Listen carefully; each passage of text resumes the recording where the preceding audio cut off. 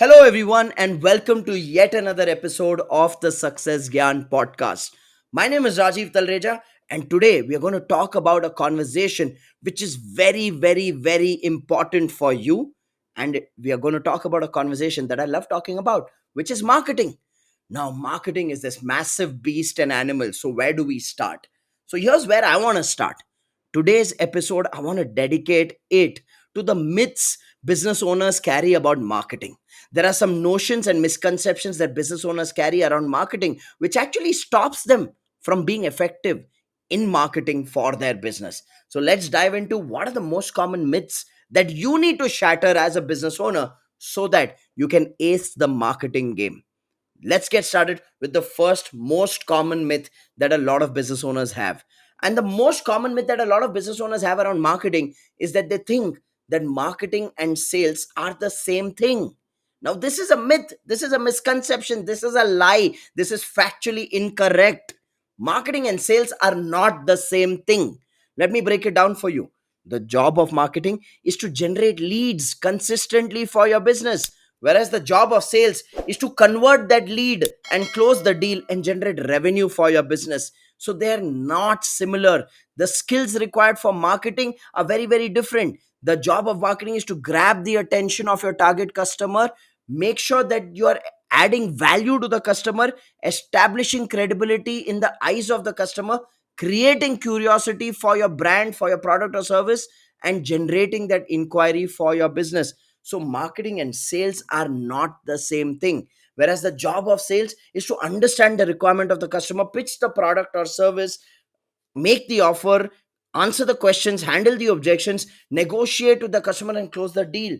So, if you notice, the activities are different, the skills required are different, the objective of marketing and sales are totally different.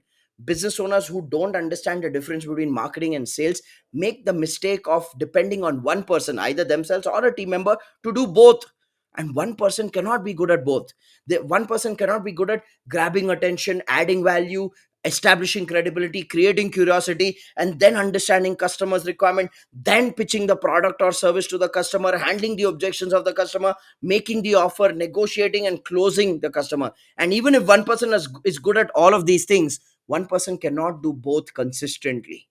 And that's why you should differentiate between marketing and sales so that you give both equal respect and focus, so that both those areas have consistent action and consistent results. Because to build a stable business, you need marketing to happen consistently, so leads are generated consistently, and you need sales to happen consistently, so revenue is generated consistently. If both these activities are not consistent, then your business is not consistent, your income is not consistent. So the first myth to bust is to differentiate between marketing and sales. They are not the same. Which brings me to the second myth in marketing. The second most common myth in marketing that many business owners have is they feel word of mouth marketing is the best form of marketing. Now, I'm going to shatter some glass houses today. Now, when I say that word of mouth marketing is the best form of marketing, is a myth. I know I'm questioning the foundation of how most of you are building your businesses. But keep an open mind and listen to me. There's a reason why I'm saying word of mouth marketing is not marketing. Because think about it.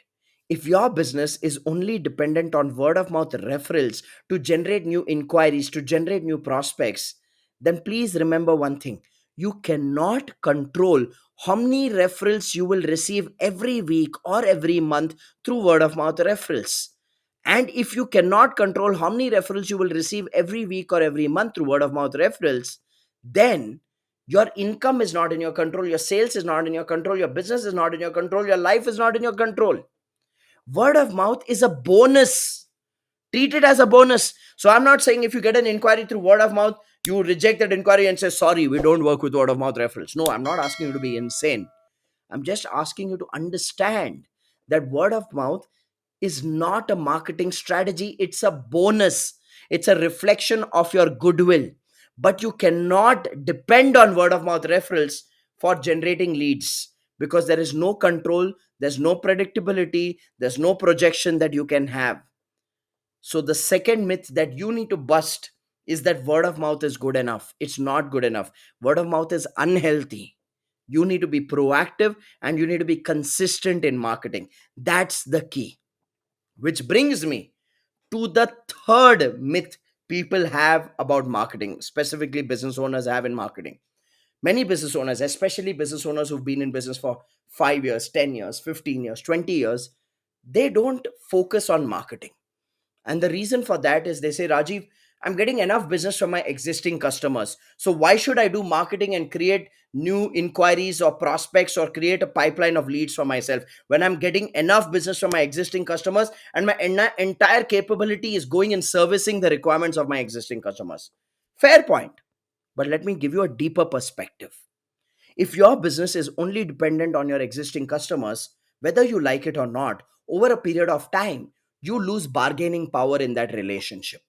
You lose bargaining power in terms of the price at which you are selling, because your customer comes back to you and says, hey, listen, you are not a vendor to us, you are a partner to us. You know, all our requirement for this comes to you. We don't even go to a third party and ask for a proposal. And therefore, I want you to honor this partnership by giving us a better price, reduce your margins, reduce your price, give us a better deal. And you feel guilty saying, yeah, no, they are doing so much for me, so let me give them a better price and a better deal. And you reduce your profit margins. Slowly you're losing bargaining power. And it's not just bargaining power in your price point and in your profit margins, you also lose bargaining power in your payment collections. Because think about it, when your customer knows that you are dependent on them for business, they know they have the upper hand to negotiate. And then they reach out to you and say, look, we are going through a tough phase, and this is the time where we will know who is with us, who is not with us, who is our true friend and who is not our true friend. We give all our requirement in this particular line to only you, so you need to be a true friend and you need to support us during this time, and you need to give us a longer credit period, and you need to give us leeway in making payments so that we come out of this phase. Now, here's what you're doing. Out of that emotional guilt, you're making their problem your problem, and in the process, slowly, you're losing bargaining power around your payment terms, around your profitability, and price point. And tell me something. There is no customer on this planet who once gets a longer payment terms. No, there is no customer on this planet who gets a lesser price point, later comes back and says, now things are better, take a better price point, and we'll make the payment faster to you. It becomes a normal then for them to expect a longer credit period and a lesser price from you. So even if you're depending on your existing customers, you need to do marketing consistently, so you create a pipeline of leads. And when you have that pipeline of leads, you can choose the customers who are honoring your payment terms and your price point.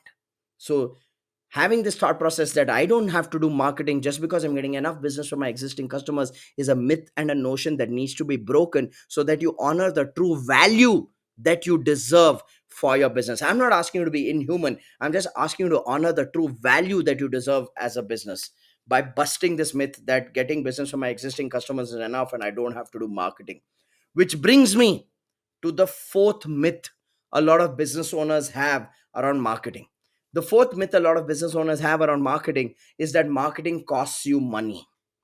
Marketing is expensive and I don't have the money. So, how will I do marketing? Well, firstly, the reason I call this a myth and a misconception is because marketing is not expensive. Marketing does not cost you money. Advertising costs you money. You need money to spend on ads in newspapers, radio, television, hoardings, or even social media paid ads. Marketing is not advertising. Advertising is product or service promotion. Marketing is value addition. You don't need money to add value to people.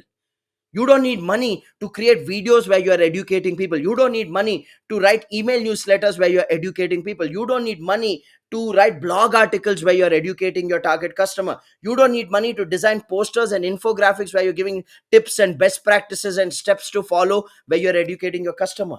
Marketing is value addition. A lot of business owners confuse marketing with advertising and they say it needs money. Advertising needs money. Marketing, which is value addition, does not mean need money. Marketing needs skills, effort, and consistency. That's what marketing needs. You need to have skills to market, you need to put the effort, and you need to do it consistently. If you do that, you will add value, establish credibility, create curiosity, and build relationship with your target customers. So Do marketing, it's not expensive. It requires effort and skills. Invest that much at least in your business. Which brings me to the fifth myth about marketing. The fifth myth about marketing, which I hear from a lot of business owners, is they say, Rajiv, I don't need to do marketing or I can't do marketing because mine is a small business or mine is a traditional business. So a lot of these business owners have this notion that if you're a small business, you're running a small retail store, what kind of marketing can you do? Or if you're a solo entrepreneur working from home, what kind of marketing can you do? Or if you're a traditional business, you're a contractor, you're a manufacturer, you're a wholesaler, you're a distributor. How can I do marketing? Marketing is for these new age businesses. It's for these trainers, coaches, Instagram influencers. It's not for us traditional businesses. We are in manufacturing. We are in export import. Well, let me put that debate to rest. Let me shatter that myth for you. Firstly, for those of you who have this notion that my business is small and therefore I can't market, what you need to understand is this. The truth is that because you're not marketing, your business is small. Please think about that. Your business will scale up once you start marketing. So keep on saying to yourself, my business is small, therefore we don't need to do marketing, therefore we can't do marketing, is actually killing yourself. You don't need competition to kill you. You're killing yourself. Your business is small because you're not marketing. So please start marketing. Secondly, for those who have this thought process that mine is a traditional business and we can't do marketing, well, the more traditional your business is, the more viral your content will go because not many in your industry are creating content to add value to the customer. So the more traditional you are, the higher the return on your investment on marketing. So please go out there and create value driven content and see your business grow. Do it and get back to me and let me know how it went for you. So that's the fifth myth that you need to shatter, which brings me to the sixth and final myth about marketing. Some business owners, they get argumentative when I confront them on how consistently are they marketing. They say, Rajiv, I tried little bit of marketing, but it didn't give any result. Okay. Can I tell you something? If you made one video, two videos, five videos, or even 10 videos, and you put it out there on social media and you felt like you've broken a mountain because you had camera consciousness and you broke through that fear and you stood in front of the camera and you invested in proper lighting and editing and all of those things, and you made those 10 videos with a lot of effort and pains, and you got no leads or no inquiries through that, I want you to know one thing. 10 videos is nothing, my friend. It was a big deal for you. It's not a big deal for the audience. So, if you do this, tried a little bit of marketing and it didn't work, it will obviously not work. Because for the amount of content that's getting generated today, 10 videos is a pittance. It's not even a drop in the ocean. It is an atom of water in the ocean. So don't give yourself so much undue credit and act like a dejected baby just because you did not get enough traction through 10 videos. Don't carry that entitlement that the moment you put a video, it should go viral and you should get inquiries. It doesn't work that way. The people who say I tried marketing and it didn't work for me are actually dabblers.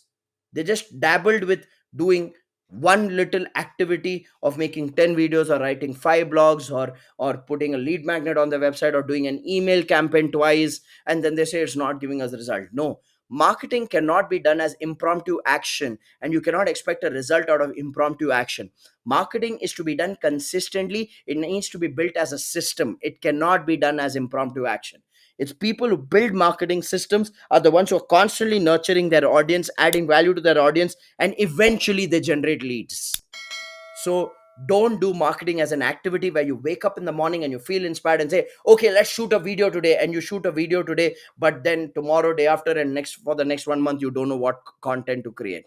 Marketing has to be built like a system. Only then it gives results. This I tried little bit and it didn't work will never work. Build marketing as a system. So with that, these were the 6 common myths that I wanted to bust in today's episode at the Success Gyan podcast for all of you around marketing. I hope you found value in understanding these myths and you identified which are the myths that you are living by, which you need to shatter to explore a new realm and new possibilities for yourself when it comes to marketing. With that, this is me, Rajiv Talreja, signing off. I look forward to seeing you in the next episode.